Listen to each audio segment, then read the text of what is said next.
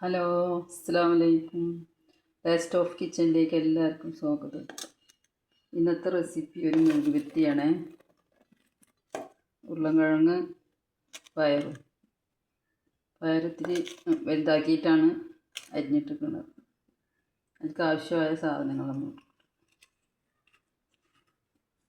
2 തണ്ട് കരിവേപ്പില, 4 പച്ചമുളക്, വെളുത്തുള്ളിയും ചെറിയ ഉള്ളിയും ചെറുതാക്കി അരിഞ്ഞത്,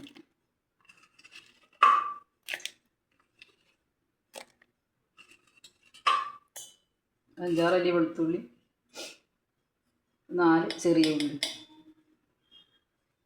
ഒന്നുള്ളി മഞ്ഞൾപ്പൊടി,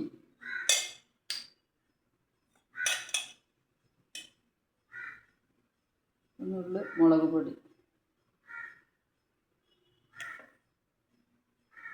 ആവശ്യത്തിന് ഉപ്പ്.